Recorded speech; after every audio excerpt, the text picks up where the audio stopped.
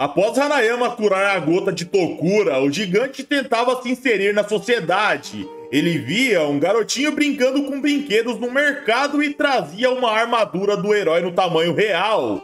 Outra criança pedia um ursinho de pelúcia para sua mãe, por causa de seus olhos brilhantes.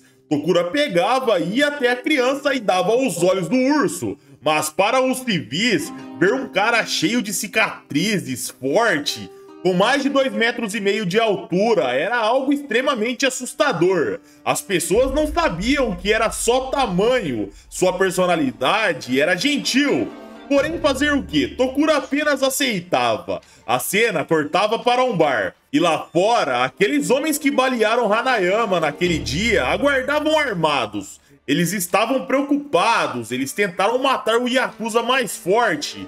Porém, eles falharam. Mas eles precisavam cumprir aquela missão. A cena mudava para dentro do bar. Bebendo com seus amigos, lá estava Hanayama. Mesmo sendo baleado, ele já estava curado. O garçom chegava até ele, dizia algo no seu ouvido. Tanaka e Mitsuteru nem notavam nada, mas Kizaki, o braço direito de Hanayama, percebia que algo acontecia. O Yakuza se levantava, saía andando e Kizaki questionava para onde ele estava indo. O chefe da máfia dizia que ele estava indo ao banheiro e já voltava. A cena mostrava lá fora novamente, os homens olhando para o bar, esperando o Yakuza sair. Porém, eles estavam preocupados, eles teriam ou não sucesso contra aquele cara dessa vez. Até que de repente, alguém gigante aparecia atrás deles. Era Tokura. Ele questionava: "Vocês vão usar essas armas nele?" A cena mostrava Hanayama abrindo a porta do bar, bem tranquilamente, olhando aos arredores, e alguém chamava seu nome. E ao olhar, lá estava Tokura. Os homens que estavam lá para matá-lo, desmaiados no chão. Eles se encaravam por algum tempo e Tokura começava a sentir cheiro de algo. Ele perguntava: "Por acaso você está bêbado?" Hanayama sorria e dizia: "Bom, não vamos falar sobre isso." Tokura dizia que nunca tinha bebido álcool na sua vida. Hanayama tirava seus óculos, encarava por algum tempo aquele gigante gentil e o convidava para beber ali mesmo. O gigante aceitava e dentro do bar aqueles dois bebiam. O tamanho de Tokura era impressionante. Seus pés, mãos, dedos, sua estrutura no geral era muito maior do que o próprio Hanayama.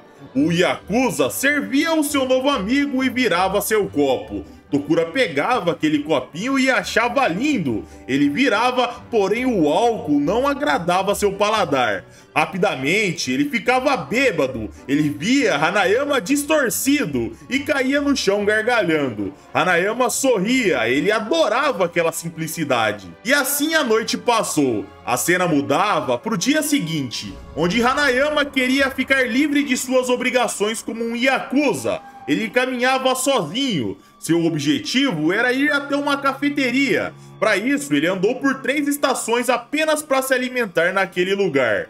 Lá, o narrador dizia que ele pediu um omelete de arroz, fumou seus cigarros e saiu andando rapidamente. E aquele homem que vivia lotado de capangas, carros e mansões, naquele dia pegava um trem, em meio à população. O chefe da Yakuza, em pé, com toda a sua humildade. Porém, existia algo por trás daquilo. A cena cortava para o chefe do clã Genou, que estava num restaurante.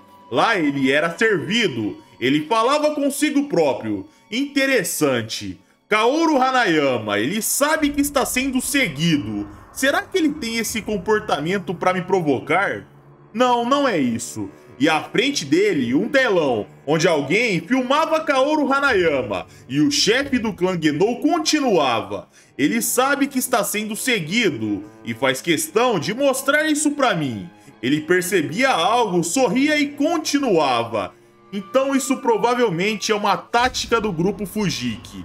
Nesta hora, a porta do local era estourada.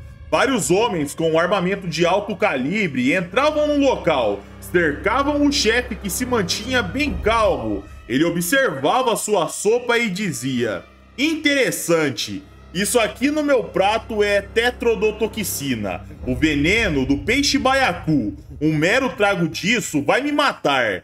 Dizem que isso tem um sabor bem apimentado. O plano ali, pessoal, era bem claro. Veneno na comida do chefe Genou e caso não desse certo, homens fortemente armados à sua volta estavam lá para matá-lo, praticamente colados naquele homem. Porém o anão continuava calmo e dizia: mas eu gosto de sabores picantes, então eu acho que vai ficar tudo saboroso. A cena mudava para o trem que Hanayama estava. Lá, as crianças ficavam impressionadas com seu tamanho. Seus sapatos eram enormes. Elas perguntavam onde você comprou. Porém, Hanayama apenas cochilava tranquilamente. O tamanho dele perto dos civis era de fato impressionante. Era comunicado pelos altos-falantes que eles estavam prestes a chegar na próxima estação.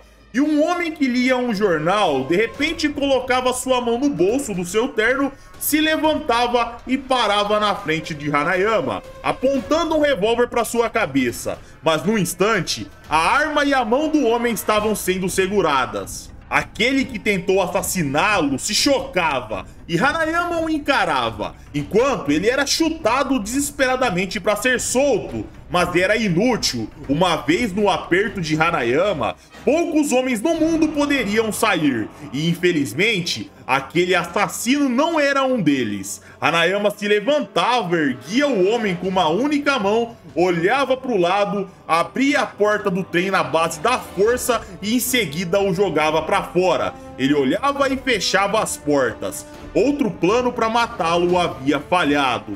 A cena mudava para o atual chefe do clã Genou, pego na armadilha do clã Fujiki. Clã esse que trabalhava para Hanayama. Eles fizeram o clã Genou acreditar que estavam armando para Hanayama, mas quem estava sendo pego na armadilha era eles. A cena cortava para dois carros, um carro comum e um carro da polícia estacionado atrás. Lá, a polícia junto da Yakuza se juntaram em prol de um inimigo comum. Eles diziam que tal inimigo estava no Templo Rono. A cena voltava para lá, na armadilha, e os homens decidiam abrir fogo. Os disparos aconteciam, mas de repente o chefe do clã Genou já não estava mais lá. No ar ele dizia: bom trabalho, ele batia palmas e de repente ele começava a se comprimir e já não estava mais lá. Todos ali se apavoravam, afinal, o que aconteceu? O ambiente que eles estavam mudou. O oponente cercado havia desaparecido como um fantasma. Eles se desesperavam, suavam frio. E de repente, algo estranho começava a aparecer no céu. Era o alvo deles. Porém, seu formato era estranho. De repente, ele começou a se expandir como um balão. Os homens diziam para eles não se preocuparem. Aquilo era só uma alucinação. Tal coisa não existia de fato. Mas as palavras eram em vão, jogadas ao vento. Eles não estavam no controle da situação. Um gigante estava na frente deles. E ele dizia: rapazes, o tempo acabou. Seus reflexos são como os de uma tartaruga. Mas agora é a minha vez. Então vamos começar o controle de pragas. De repente, sua mão estava na frente do rosto de um mafioso. E ele pensava: calma, isso aqui é apenas uma alucinação.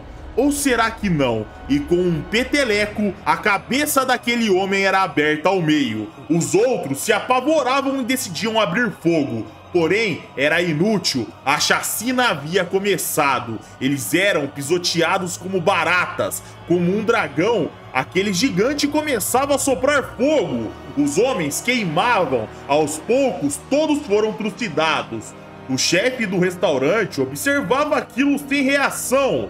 Em meio ao fogo, aquilo que não poderia ser chamado de humano dizia: então é isso? Foi bem fácil. Ele estalava os dedos e a ilusão desaparecia.